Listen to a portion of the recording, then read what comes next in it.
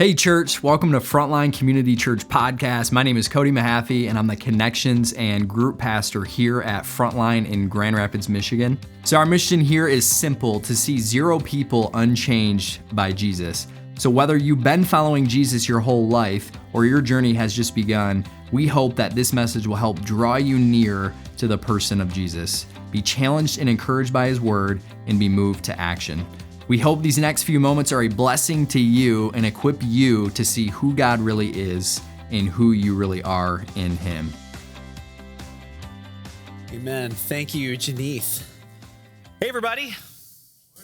Good morning. It's good to see you. If you're joining with us online, it's great to have you joining with us as well. You guys ready to start a new series? That's good, because whether you're ready or not, that's what we're going to do today. So you may not realize this, but we are right now in the church calendar year, what's known as the season of Lent. Lent is the 40 days, not including Sundays, leading up to Easter Sunday, Resurrection Sunday. And so really what it is it's an opportunity for us to prepare our hearts and to have our minds and our hearts shaped around the person of Jesus as we prepare for the celebration of the cross and the resurrection, which is the central part of our faith. It's what everything that we believe and that we hope for is based on. And so starting today and including our Good Friday service leading up until Easter Sunday morning, we are going to be in this series looking at the 7 I am statements that Jesus makes in the Gospel of John. Okay, so in the Gospel of John, 7 different times, Jesus says the words, I am, and then he reveals something about himself, about his true nature, about who he is, that is so critical for us to understand, to really follow after him. And so if you know anything about the Old Testament, even just the fact that Jesus said the words, I am, is very significant. Because in the Old Testament of the Bible, God reveals himself to his people, and he tells them, my name is I am. In a sense, I am the great I am. And so every single one of these statements, when Jesus says, I am, and then he reveals something, he's literally claiming to be God. He's claiming to be divine. And so what we're going to do every week is we're going to look at another one of these statements, and we're going to say, what is it that Jesus reveals about himself? And what does that mean for us as we seek to follow after him and be shaped by him? And so that's where we're going. That's what we're going to be looking through over these next few weeks. It's interesting because the month of March is a really significant month for my family and for me. So this month, the month of March, our oldest son, Alan, is moving out of the house. It's the first of our 4 boys to actually move out and become independent and move out on their own. Yeah, you could clap for that. I think that's good. That's good. So he and his beautiful fiance Danielle are going to be getting married in May. We're almost there, and so he is moving into the apartment they're going to live in. After they get married, they're going to live in that apartment together. And so we're excited for him. This has just been like an interesting time, just kind of sorting through, boxing things up. And as I've shared that with friends and people, the question I keep getting asked by people is, "Are you sad?" And so people keep asking, the first son, first child kind of moving out of the house, aren't you sad to see them go? And over again, I keep answering by saying, no, I'm not sad to see him go. Are you kidding me? I love my sons. I love all 4 of my boys, but we celebrate when kids move out of the house and become independent. That's a good thing. We've been training for this for years and years and years. This is exactly what we hoped would happen. It's wonderful. Now, maybe it helps me that he's only moving a few miles down the road from us, but no, I'm not sad. To make it even better, Alan informed us this past week that when he moves out, he is going to be taking with him the family cat. Praise you, Jesus. Yes. Even better than that, because he's taking the family cat, that means he will also be taking with him the box of turds in our living room. This just keeps getting better and better for me. No, I'm not sad that he's moving out. This is wonderful. We've talked about this idea before, that how do you gauge physical maturity? How do you, when you think about what does it mean for someone to grow up? Physical maturity is always a move from dependence to independence. Think about that newborn baby, right? Completely and totally dependent on its mother for every single basic need of life, or it will die. It is 100% dependent, that child. How do we know when a child has grown up? How do we know when they've matured physically? It's because they become more and more independent. So that's true financially. It's true developmentally. In every way, that's a good thing when they move out. That's how we know what physical maturity is. In this first I am statement that we're going to look at in this series together today, Jesus actually tells us that when it comes to our spiritual lives, in the spiritual reality, the exact opposite is true. Jesus is about to tell us that when it comes to spiritual maturity, what it actually is, it's a move from independence to dependence. How do you know when someone has matured and grown up spiritually? It's because they're no longer saying, it's me by my own power. I can do it by myself. Thank you very much. I've got it on my own. And we move to more and more places in our lives where we are dependent on the person of Jesus and the Holy Spirit to lead us and to guide us. That's what spiritual maturity looks like. It's less and less of me proving that I can do it on my own and me becoming more and more dependent on him. That's what Jesus is going to insist upon in this revelation that we're going to read that he says in John 15 today. I love what Watchman Nee said. Watchman Nee was a great spiritual writer from the last century. He just said, Satan's main goal is to get you to act unaided. In other words, we think Satan's main goal is like to get you to wake up tomorrow and commit some horrible, awful sin. It's not. All Satan's really trying to do is he's just trying to get you to act unaided by the person of Jesus and the Holy Spirit within you. He's just trying to get you to act independently on your own power. You'll do the rest. You'll unravel your life all on your own. He doesn't have to do it for you. He just has to get you to act in your own power. And Jesus speaks about this in John 15 with his disciples. This passage of scripture for me has become one of the most sacred and dear passages to me, especially over the last few years. And so I wanted to start this series with this statement. Jesus says, I am the true vine. That's the first I am statement that we're looking at today. I am the true vine, and my Father is the gardener. He cuts off every branch in me that bears no fruit, while every branch that does bear fruit, he prunes so that it will be even more fruitful. You are already clean because of the word I have spoken to you. Remain in me as I also remain in you. No branch can bear fruit by itself. It must remain in the vine. Neither can you bear fruit unless you remain in me. I am the vine, you are the branches. If you remain in me and I in you, you will bear much fruit. Apart from me, you can do nothing. Now, just to begin to kind of peel back some of the layers of this passage, the first thing I want to say is for Jesus' original hearers of this, the Jewish people that he was speaking to, his original disciples, when they heard him say this whole thing about vine and branches and God as a gardener, that metaphor was not a new metaphor to them. Jesus wasn't inventing a new metaphor here at all. They would have immediately recognized that metaphor of God as a gardener, and there's a vineyard, and then there's a vine. But because all throughout the Old Testament, what we call the Old Testament, which was the Jewish scriptures, all throughout God is referred to as a gardener, and Israel is the vine.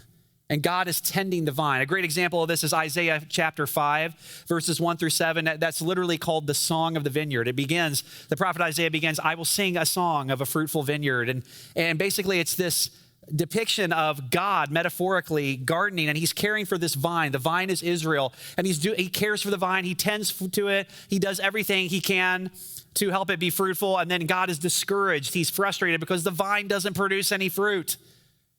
The vine doesn't do what it's supposed to do. And it's this kind of indictment against the failure of Israel to really live up to what God wanted Israel to be. And so what Jesus is doing here is Jesus is stepping right into the middle of that very, very well-known metaphor for his original hearers, and he's saying, I am the true vine. It's not Israel. And in some ways, he's saying, I am the true and better vine. Israel was imperfect, but I'm perfect. Israel was the type, but I am the reality. Jesus is literally saying, I have come to fulfill what Israel couldn't fulfill. I'm the true vine. I came to bring it all its ultimate meaning. It's me. That's what he's saying. And his invitation to us, he says, remain in me. Not in your status as an Israelite. Remain in me. Now, why is that so important? Well, why is that so significant that Jesus says that? Simply because every single one of us, we are all remaining in something. You are already remaining in something. Every one of it. If you're watching online, you are too. A job, a career, your money, a family, or your dream for what you think a family will be in your future, your plans. All of us, we have kind of something that we're remaining in. Basically, what we remain in is whatever would help make us more independent. We remain in whatever it is we think will give us a stronger sense of self, a stronger sense of myself, independently, standing on my own 2 feet as a strong person. That's what we look for. And then here's what we do. In that quest to remain in something and become something that will give us a sense of self, we look for advisors. We look for counselors. We look for teachers, coaches, mentors who will give us great advice and help us strengthen our independence, will help us become a stronger sense of self. And Jesus here in this passage, Jesus is not offering to be any of those things. He doesn't come and say, I'm the true advisor. He doesn't say, I'm the true coach, I'm the true mentor. What Jesus is actually offering here is something much more intimate than that, something much more personal, something much more meaningful than that. So I want to look at this word. He says, remain in me. And so some translations translate it as abide. But this word, when you see it, it's the Greek word meno. And meno literally means to dwell. That's what it means. To abide or to dwell. It literally connotates a place of living. That's what it connotates. I mean, a way you could say it is to make your home in. Jesus is literally saying, I'm the vine, you're the branches. You have to make your home in me. You have to remain in me. You have to dwell in me. I can travel all over, but I always long for home. I know where home is. If I'm sad, if I'm discouraged, if I'm lonely, if I'm exhausted, I long for the refuge that is home. Jesus is literally, that's what he's offering to be for us. He's literally saying, I want you to make your home in me. You got to dwell in me. You got to remain or abide in me. The thing that always blows me away, and especially as I've meditated on this passage more and more over the last few years, I don't know if you have this experience too, but whenever I read this, the thing that goes off in my brain, I literally think to myself, could it really be that simple? I don't know if anybody is like, literally, it has to be more complicated than this. Could it be that Jesus is literally saying, look, if you want to produce fruit and have the life that is really, truly life, all you have to do is make your home in me, dwell in me, abide in me, and I will do the work. I will do the heavy lifting. I'll be the one that produces the fruit. It seems too good to be true, doesn't it? I read that, and every time I read it, it's almost like it couldn't possibly be. But that's actually what Jesus is inviting us into. That's what he's offering to be for us. Instead of that, instead of remaining in him, instead of making our home in him, what we do instead in our quest to establish independence is we sort of like interview Jesus for the job of being our advisor to help us become more independent. We sit Jesus down and we say, okay, Jesus, I've got some questions here. And if you can just kind of answer these questions, maybe then I'll hire you to be my advisor. And you and me together, like you can help me become a stronger self. Tim Keller talks about how every single human being has to have working answers to the ultimate questions of life. Every single one of us, every single human being, we have to have working answers. Even if they're not good answers, we have to have some level of working answers to the ultimate questions of life. What do I mean by the ultimate questions? Here are 3 of them. What happens when I die? Every one of us has to have some working answer to that question. What's going to happen when I die? Another one is, what's the meaning of life? In other words, what are we here for? What's the purpose of all this? What's my purpose here? Why does all this exist? And then thirdly, how do I face suffering? We all know we're going to face suffering, but the question is, how do I face suffering? How do I make sense of that? How do I deal with that in my life? So the idea is every single human being, we have to have working answers to those questions. And so whatever your answers are to those ultimate questions of life, that's your religion. That's what you believe. Okay, so atheists are very religious people. They're extremely religious people because atheists have working answers to those questions. And they, by faith, just as much faith as anybody else, they by faith believe their answers to those questions. They're different answers than I have for those questions. But atheists are very religious people because they have those answers. And whatever you believe are the answers, that is your religion. If I could take it even a step further, whatever your answers are to those questions, that's what you're remaining in. That's what you're abiding in. That's what you're dwelling in. That's what you're making your home in. And whatever are those answers, that will shape you as a person. It will shape your hopes. It'll shape your dreams. It'll shape your plans for the future. It'll shape what you believe is possible for your life and what is not possible for your life. And Jesus suggests here in this passage, it's absolutely profound.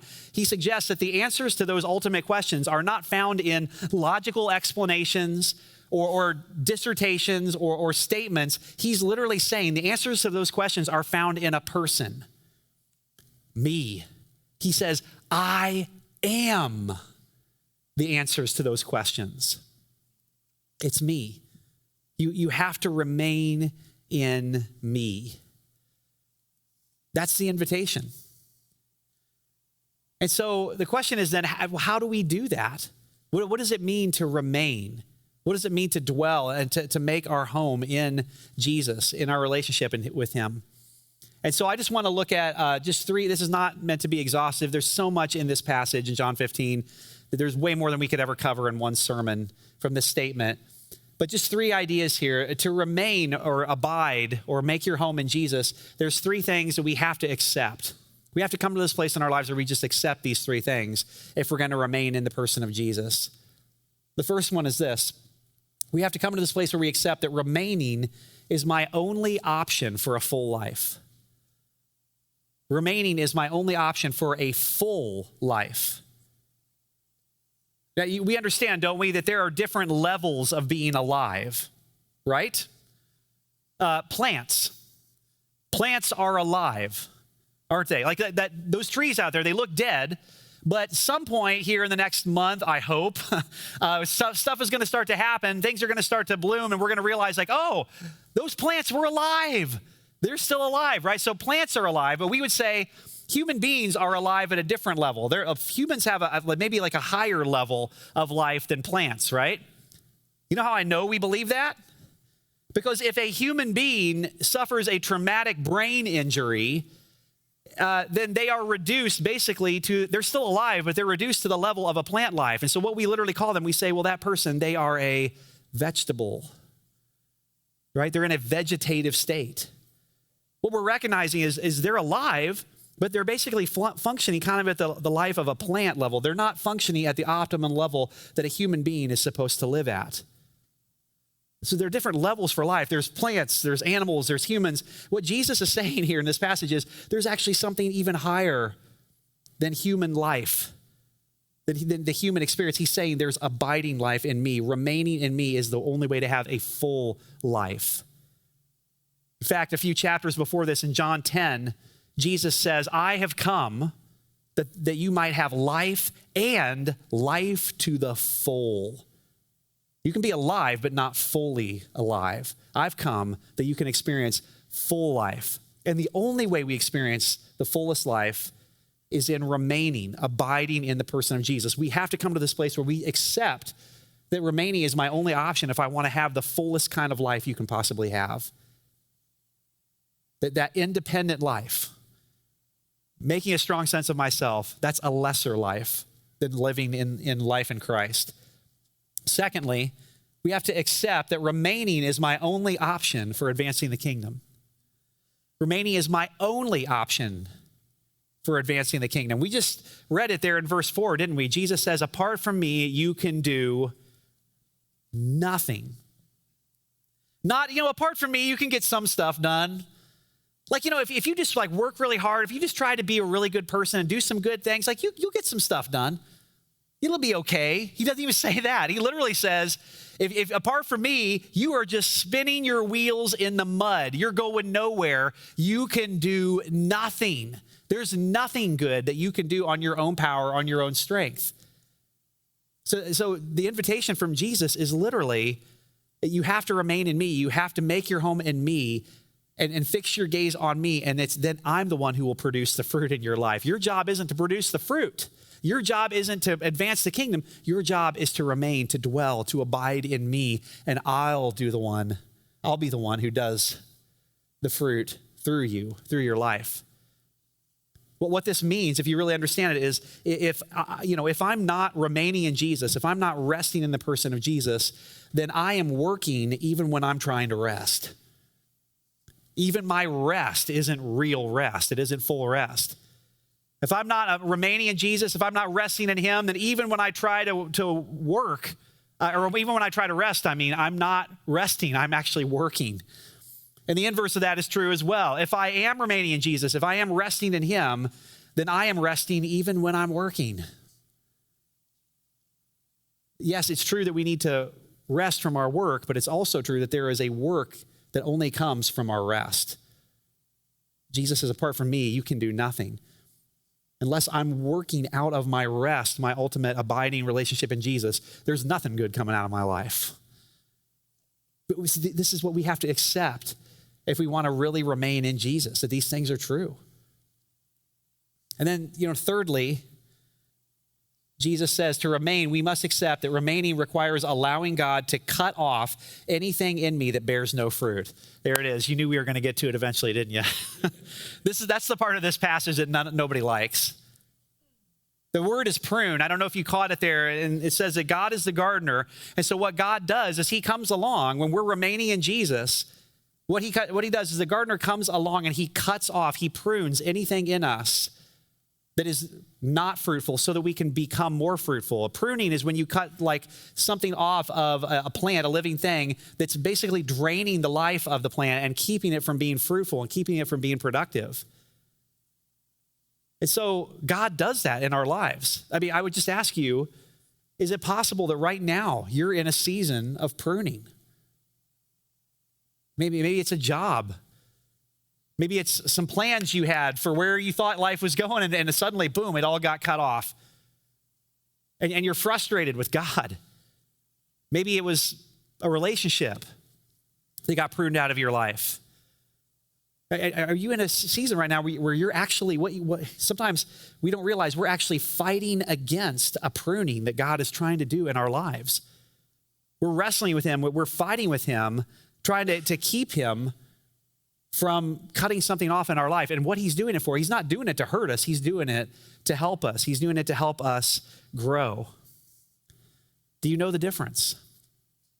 Imagine there's a man in a park. The man is walking through the park, and suddenly he's confronted by a man with a mask.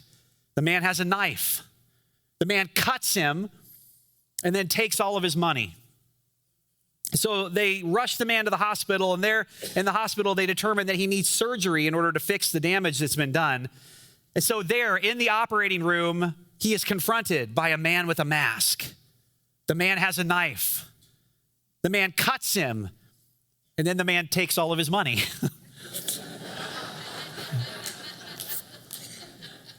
You get it, right? One of those is there to hurt him. The other one is there to help him. Do you know the difference between when God is working in your life, doing a pruning to actually help you? This is what I'm trying to say. God is never more intimate. He is never more close to you. He is never more caring, more loving in your life, more present and close to you than when he's got the knife in his hand. It's his mercy and his grace. And oftentimes we find ourselves fighting against the very thing that he wants to do in our lives. Instead of saying, Lord, cut it off. Whatever you got to do. Whatever you got to take away from me so that my heart, everything would be burned away except for my passion and my love for you. Because remaining in you, that's the only way to have a real life. That's the only way to have the fullest life that's possible. Is there anywhere where you just need to say, God, I submit to you. I trust you. I'm going to let you do what you need to do in my life. Is that the move you need to make today? God, Take it all. Cut it off. I loved our worship this morning, the way it just centered us back on the person of Jesus. It's all about you. That's what he's inviting. That's what he's asking us to be. I am the true vine, he says. You don't have any life outside of remaining in me. And I'm the one who can produce the fruit. The gardener is going to come along and he's going to cut things out of your life, but it's for your good to make you more fruitful. Yield to him, submit to him. I want to kind of end with focusing in on one verse. Again, this passage has just become so dear to me, but verse 11 in this passage, for me, has been a place where I've just come back to again and again over the last year, because it's incredibly profound what Jesus says. And the more I've meditated on it, the more I've just sort of lived with this.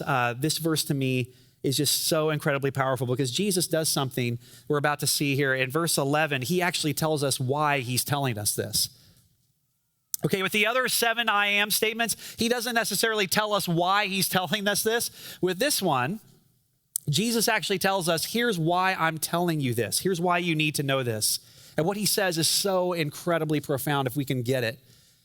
John 15:11, Jesus says, I have told you this so that my joy may be in you and that your joy may be complete. I'm going to read that again slowly because it's just so incredible. Jesus says, I have told you this. I'm the true vine, you're the branch, remain in me. I've told you this so that my joy may be in you and that your joy may be complete. Did you understand what Jesus is saying there? Jesus is literally saying, look, life is not going to bring you joy.